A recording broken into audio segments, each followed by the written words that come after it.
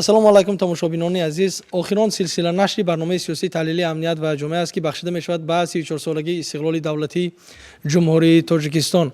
дар ҳақиқатан ҳам имрӯз мо миллати тоҷик шукргузор аз он ҳастем ки соҳиби давлати миллӣ ҳастем ва дар санаҳои муҳими таърихӣ чорабиниҳои муҳим дар шаҳру навоҳии ҷумҳурии Тоҷикистон бо як шукӯҳу шаомати хоса доир гардида, ҳар як шаҳрванди ҷумҳурии Тоҷикистон ин ҷашни миллиро бо як ҳисси баланди ватандӯстӣ таҷлил карданд ва ҳамин гуна як чорабинии бошукӯҳ дар маркази вилояти Сухтшаҳри Хуҷанд, дар қалъаи Хуҷанд бо як шукӯҳу шаомати хоса таҷлил гардид. бо мақсади таҳлил ва баррасии охирон силсила нашри барномаи сиёсӣ, таҳлили амният ва ҷомеа ки бахшида мешавад ба 34-солагии истиқлоли давлатии ҷумҳурии Тоҷикистон, ба студияи марказии шабакаи телевизионии вилояти Суғд даъват шуданд коршиноси доимии барнома, устод, ҳуқуқшинос, коршиноси масоили сиёсӣ. устоди азиз, хуш омадед ба барномаи сиёсӣ, таҳлили амният ва ҷомеа.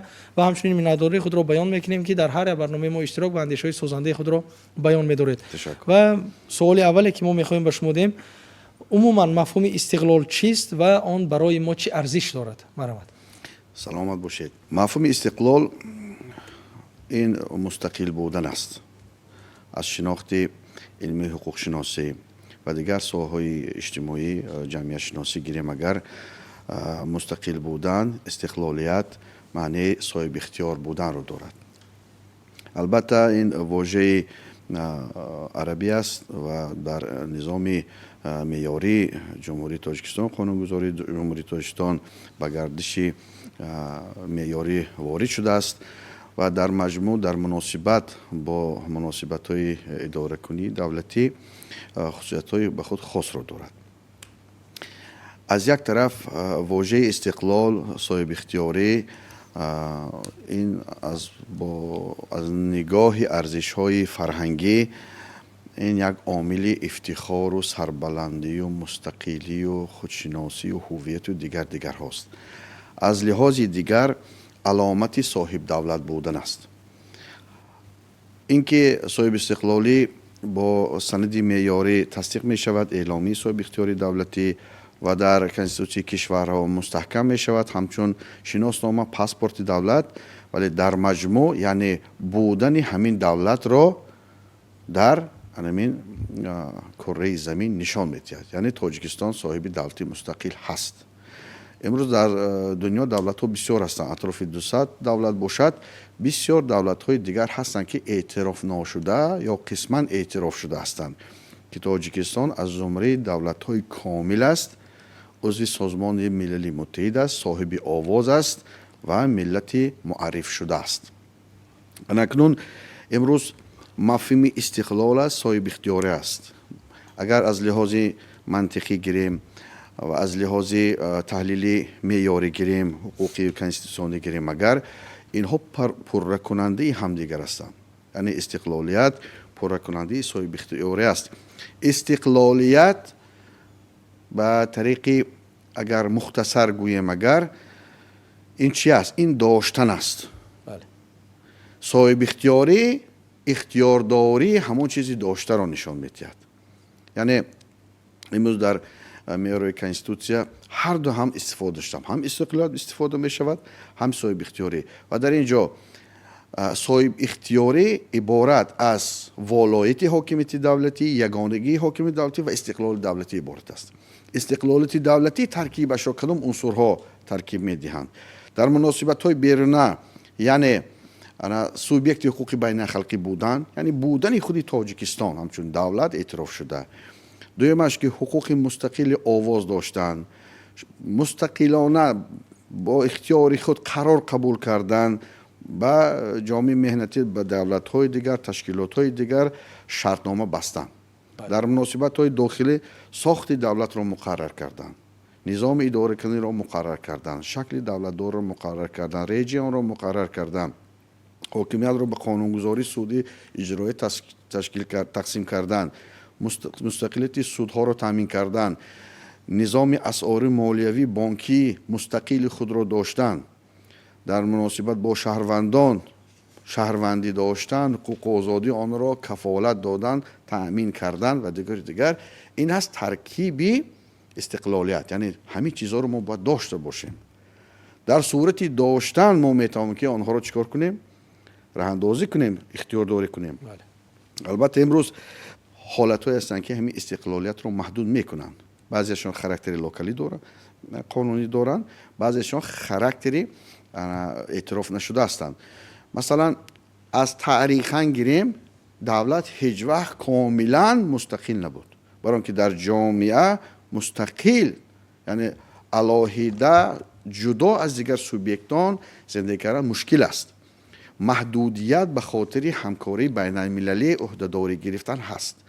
اگرچند در پیش تابعیت خلافت بودن دولت‌های پیشینه، بعد به نظام امپری همکاری کرده، تابعیت پیدا کردن. مثلا انا و امروز استاد راهنما که طی 1 سال می شود در جمهوری ازبکستان در اساس شرطنامه طرفین بین حکومت‌های دو دولت در بابت شناس شدن با سندهای نادر که با سری مخفی محفوظ بودند و آنها کسی تا این دم از حتی استاد مصفم استفاده بردن نتوانسته بودند، برتولدم از اینا استفاده نبرده بودند، دیگرها که با تاجیک شناسی مشغول بودند، اینها با همه سندها راه یافتند و همه روزه چیزهای مهم رو به ما هم نشر میکنن، نشان میدن، دستور میدن.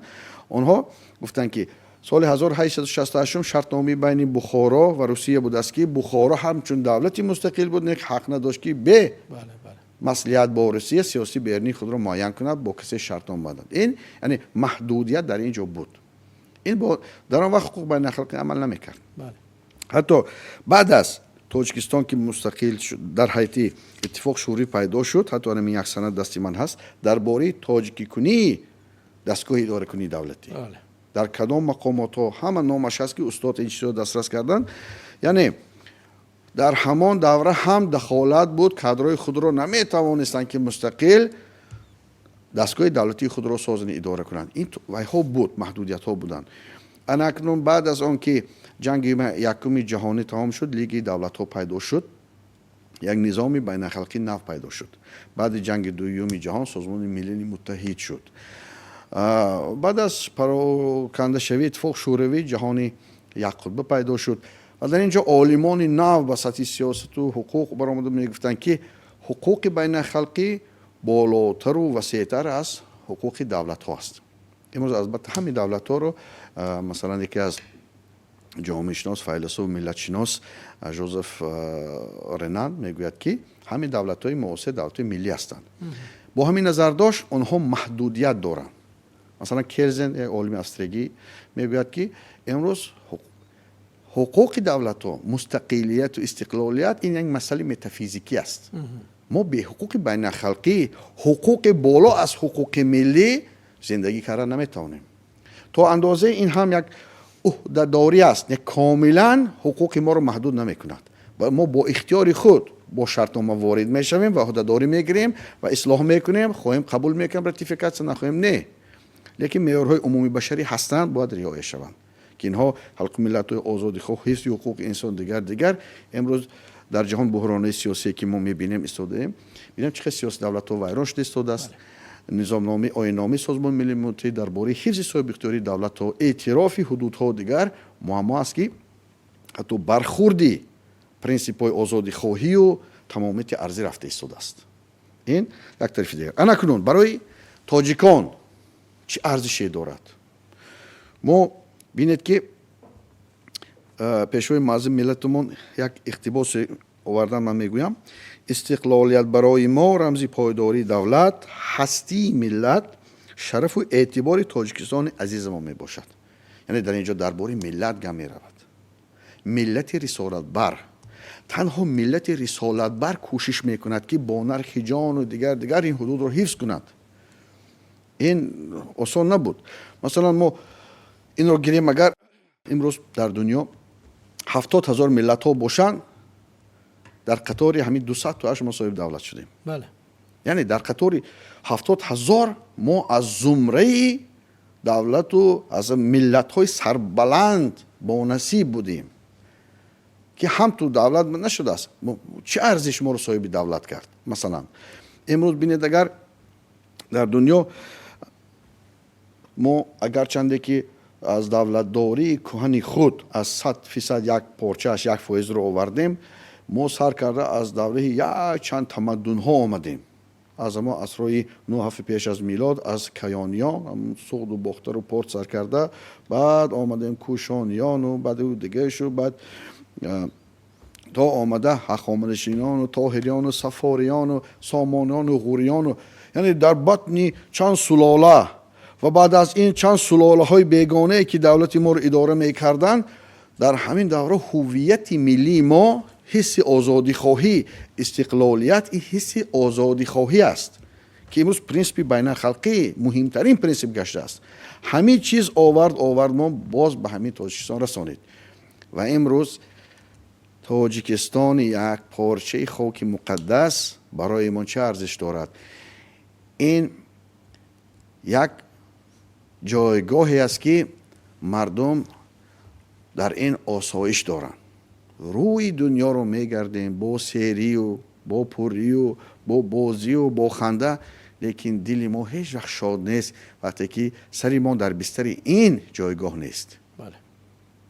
زادگاهی اجدادی، خیش و تبار، اقربا، خاک، چیزی که طبیعتی که ما رو با آغوش میگیره تاجیکستان است و از ملتی سربلند هستیم که صاحب همین کشور هستیم و جناب بادرم میگن که شکرگزاری کنید صاحب چنین وطن هستید. بله. و تفسیر این مصرع چندین اثرها قطع تشریح باید شود، شرح ایضاح داده می شود که بزرگی شکر کنید از این دولت، از این ملت چی است و این البته وقتی کلان رو تقاضا میکند که باز ما میتونیم که باز تفسیر کنیم. تشکر زیاد استاد عزیز، سلامت باشید و در حقیقت بسیار اندیشه‌های سازنده است و اندیشه‌های تاثیربخش که و عموما هر یک ملت تاجیک امروز در قطار خوشبخت‌ترین ملت‌های است که بالا هم اشاره شد، صاحب دولتی مستقل هست و چخیلی که پیشوای ملت در برآمدی خودم قید میکنن که ما امروز در سطح در عرصه جهانی صاحب یک آواز هستیم در قطار دیگر دولت‌ها و بالا هم اشاره شد امروز دولت‌ها هستند که در تابعیت دیگر دولت‌ها هستند و آن سیاست بیرونی آنها به موافقه با همون کشورها عملی کرده نمی شود و در کنستیتوسی آنها نیز این چیز درج گردیده است و خوشبختانه بعد از پاشخوری دولت ابرقدرتی سامانیان، بعد از انمان جبرهای تاریخی، بار دیگر با شکرگزاری ما به استقلال دولتی رسیدیم و استاد می‌خواستیم وابسته به مسئله دوم کدام عامل‌ها هستند که امروز استقلالیت را کامل می‌گرداند، چون وضع حساس جهانی معاصر نشان داده ایستاده است که تهدید به استقلالیت دولت‌ها خیلی زیاد رفته ایستاده است و امروز کدام عامل‌ها هستند که انمی استقلالیت رو حفظ می‌کنند و کامل می‌گردانند؟ مرحبا. سلامت باشید. واقعا استقلالیت این یک پرینسیپ است، یک روند است، یک جریان است که مطلقا ما رسیدیم، مکمل شدیم، واحد شدیم گفته نمیتوانیم، برای اینکه دایم این یک نبضی است که در گردش است. ما دایم باید تلاش کنیم، کوشش کنیم برای رسیدن به نقطه مکسیمالی. این امروز واقعیت نشان می‌دهد استقلالیت میتواند گاه ضعیف گردد، باز قوی گردد. این از چه وابستگی دارد؟ از نظام اداره کنی، از مسئولیت شهروندان، از همین توجه و همین خصلت وطنداری و دیگر که بین بعضی دولت ها در یک وقت مستحکم میشن، در یک مرحله تاریخی خود را از دست میدهند، خود را از دست میدهند، ضعفیت پیدا می شود. برای همین استقلال یک جریان است. ما باید که دایم در راه تحکیم مستحکم کنی ارکان استقلالیت کوشش کنیم که این کوشش باز چند عنصرهای خود را دارد چیکارها باید کنیم. اکنون بسیار عامل ها هستند. عامل های تحکیم بخش و مستحکم کنی استقلالیت دولتی این پیش از همه خصلت سیاسی مفکوروی دارد. من شما رو اقتباسی از پیشوای معظم ملت میگویم. تا آن دمی که خودشناسی تاریخی ملت، افتخار از منصوبیت ملی در شعور هر یک فرد، از کارگر و دهقان عادی سر کرده تا رئیس جمهور پیدا نگردد، تا آن دمی که منفعت ملی به هر یک شهروند ارزشی عالی نگردد، تا آن دمی که آبروی و اعتبار هر یک شهروند از خدمت به وطن ملت معین نگردد، دولت صاحب اختیار رو با تمام جزئیاتش تشکیل کردن از امکان بیرون میماند. یعنی این خصلت اول باید که ما در ذهنمان ارمان هویت و حس بلندی وطنداری باشد. از آدمی بی جان، بی حس، بی هویت چی امیدوار میشوید؟ از دست یو همه چیز رو میگیرید میروید آرام میشینند. امروز میبینید دولت های دنیا چه از همین حس خودشان باید داده استودیان. جناب عالی خودشان پیشوای محبوب و معظم ملتمون یک سیما هستند، سیمای قدرت هستند، یک سیمایی که یک خودشان یک دیوار تاجیکستان را نمی خیلی داشته میستند. خطا نمیکنم فیصدی زیادی مستحکم کنی حفظ استقلالیت، حفظ مدافعوی سیاسی و اقتصادی اجتماعیش از خصلت و نفوذ اتوریته سیاسی همین یک شخص وابستگی کلان دارد و ایستاده است. برای این گپی هزل نیست، این تمام سیاستمدارای جهان اعتراف شده و گفته ایستادن. برای این یکم هویت ملی باید باشد. هویت ملی اگر نمی بود چطور که شما گفتید، ما در دوره اتفاق شوروی صاحبی اول یک شکل دولت داری شدیم. بله. بعد آمدیم استقلالیت شد، هم تو دولت مستقل شدیم. بعضی ها میگویند که ما به جنگ و انقلاب صاحب دولت شدیم. نه.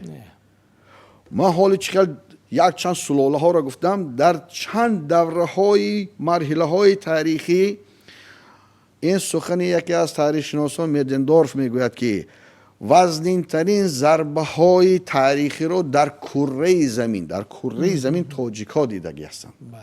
از سر این ملت صدها من یکش خوانده بودم، صدها کله مناره ساختن، شهرهایشان رو پر را نست و نابود کردن.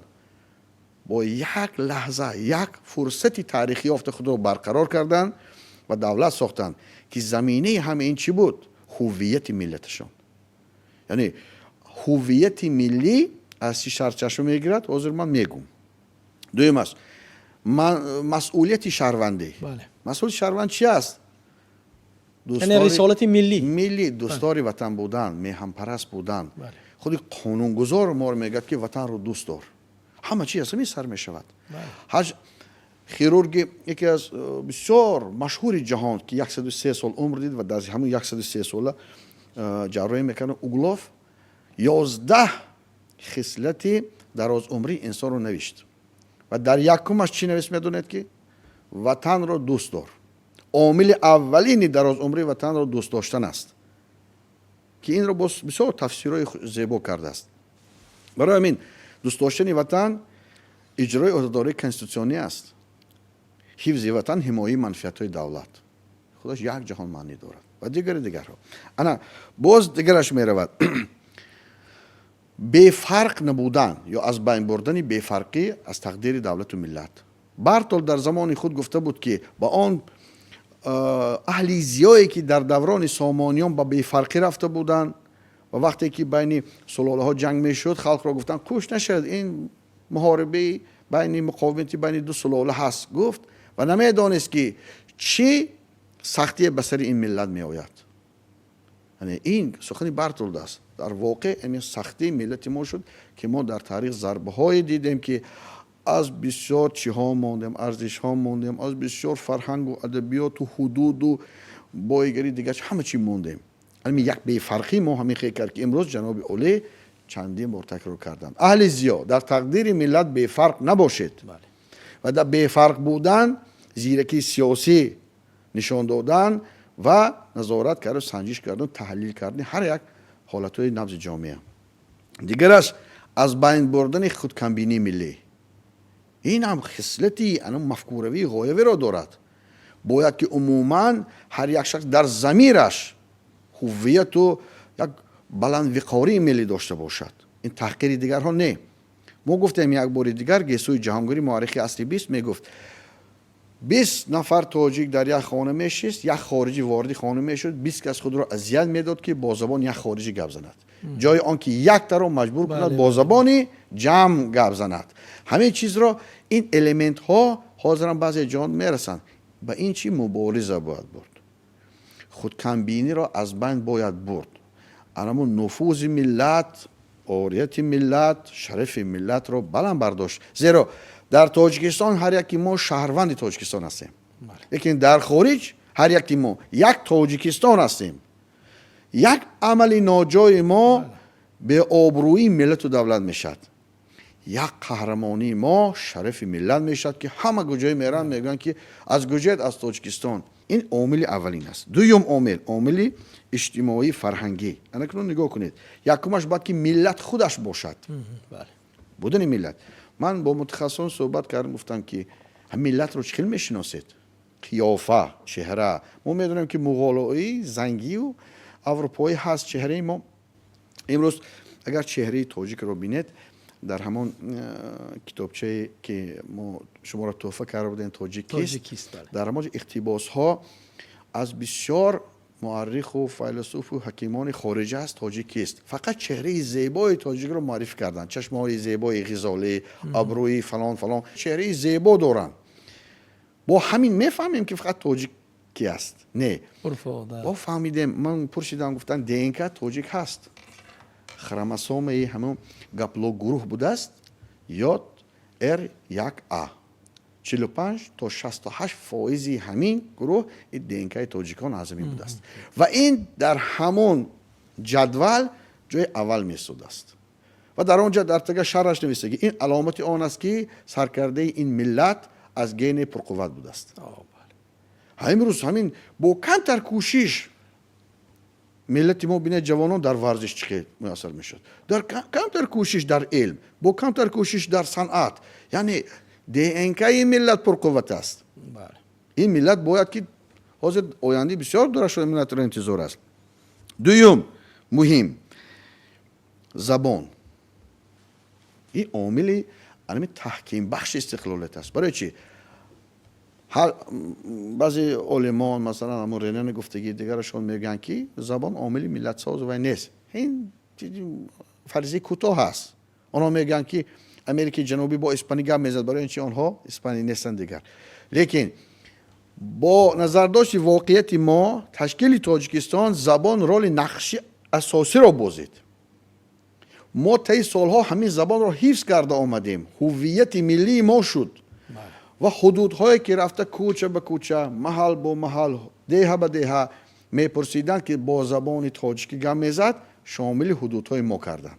یعنی با انمان نگه داشتن هویت و زبان ما توانستیم توسط امین با ناموسان با یک قسمش هم باشد حدودهای خود را داشته برقرار کردیم. دیگرش رسم و آیین. رسم و آیین این هم عامل ملت ساز است، دولت ساز است.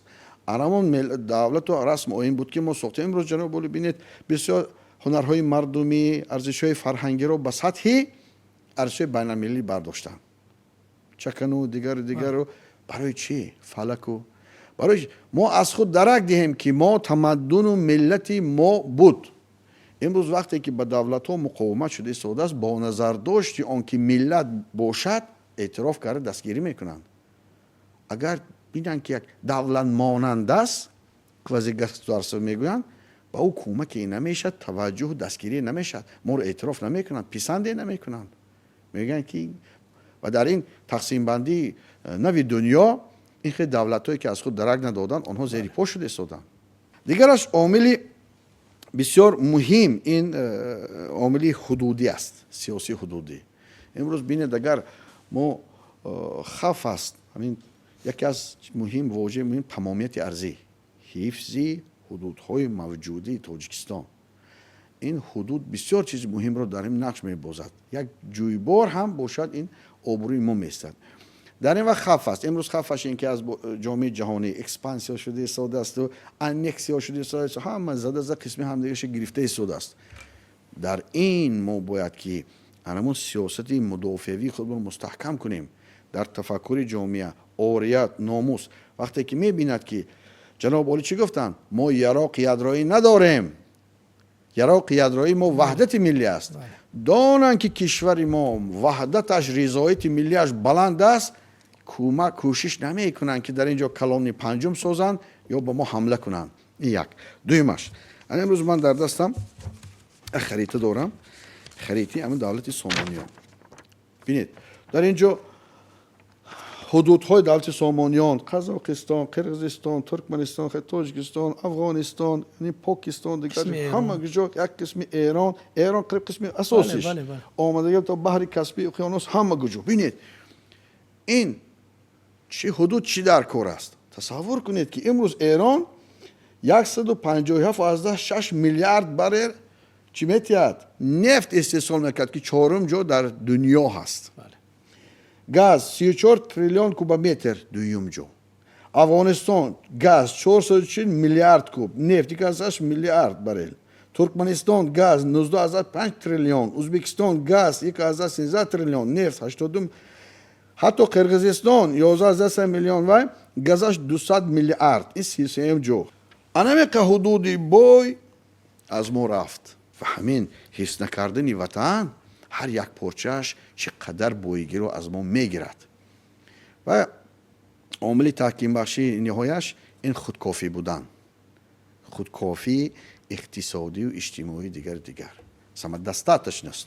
خودکافی تکنولوژی، خودکافی آذوقه‌واری، خودکافی ذخیره های انرژی، گاز و نفت و دیگر چیز. جهان بینید وقت جنگ چه قضیت شد، آفریقا به چه حال شد.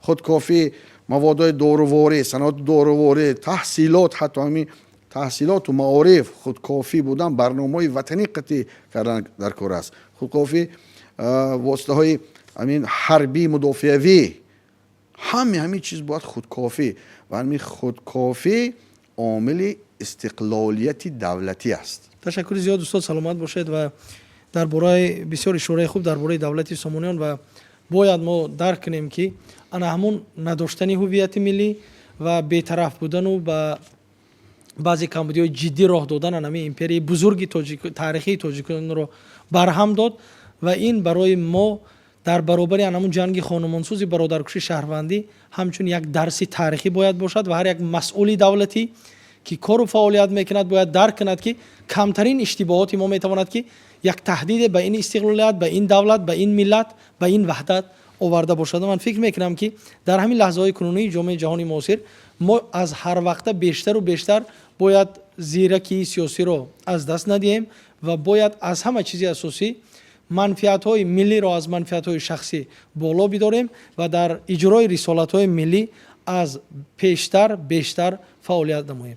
استاد عزیز، خلاصه شما وابسته به مسئله برای تحکیم بخشیدن استقلالیت کدام کارها رو باید به انجام رسانید؟ واقعا مسئله مهم این تحکیم بخشی استقلالیت ما چیکار باید کنیم؟ بله. این کلمه ما در شخص دولت، مسئولان دولتی، مسئولان حزب‌های سیاسی، جامعه‌های مهنتی، اتحادیه‌های دیگر، اتحادیه‌های جمعیتی، عائله، شخصیت‌های علاهیده، هر کس مسئولیت دارد و در همین جاده باید که مسئولیت را رعایت کند. جناب عالی، همین زینه‌های همین طبقه‌های اجتماعی با از لحاظ معیاری همه چیز را مکمل کردن، فقط عمل کردن در کار است و خلاص.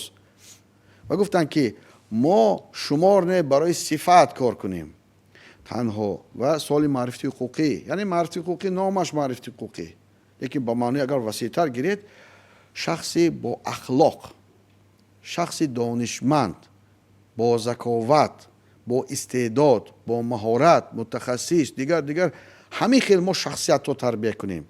تنها شخص خوب متخصص خوب می شود، اداره کنی وظیفه و منصبدار خوب می شود، پدری خوب می شود، حتی مسلمان خوب می شود. شخص خوب ما باید که نظری نیک داشته باشیم، دستاوردهای دولت رو نادیده نگیریم، آسان نحسابیم که گویا که ما همین کارها رو باید کنیم. آسان نیست. وقتی که ما یک سیاست رو پیش میگیریم میدونیم چقدر ضدیت ها از بیرون ضد ما میشن، نمیمونن که ما این کار رو کنیم. این چیزا رو خلق نمیدونند و بر همین بحران ها زده ایستاده ما برآمده ایستادیم در حالتی که جهان به بحران سیاسی اقتصادی گرفتار است. ما برآمده ایستادیم و باید هر یک کس مسئولیت نشان دهد. برای ما شخصا آموزگاران جناب عالی گفتن قاضی سفید در کار نیست، بله، متخصص در کار است. این جهان معنی دارد. برای این ما باید که در نظام تعلیم چنین شاگرد فرزند تربیه کنیم، در عائله همچون پدر فرزند تربیه کنیم که باعثی سربلندی ما شد، باعث نامی پستی ما نشود و زبان ما پیش این خلق، این ملت، این همسایه دراز باشد. تشکر زیاد، سلامت باشید. با استفاده از فرصت مناسب از نام مسئولین برنامه سیاسی تحلیلی امنیت و جامعه و از نام تماشابینان به شما استاد عزیز برای اشتراک و اندیشه سوزنده اظهار میnnadاری بیان میکنیم. تماشابینان عزیز، این بود آخران سلسله نشر برنامه سیاسی تحلیلی امنیت و جامعه که بخشیده شد به 34مین سالگرد استقلال دولتی جمهوری تاجیکستان و این دولت ما با این سرعت ترقیاتی که با سیاست خردمندانه اساسگذار صلح و وحدت ملی پیشوای معظم ملت پرزیدنت جمهوری تاجیکستان محترم مدیررحمان دارد و همیشه با همین سرعت تنها به پیش رفته باشیم و برای گلگل شکوفایی تاجیکستان عزیز هر یکی ما سهم ارزنده خود را گذاشته باشیم. این بود برنامه سیاسی تحلیلی امنیت و جامعه. تا برنامه آینده صحتمند و سلامت باشید. خیر.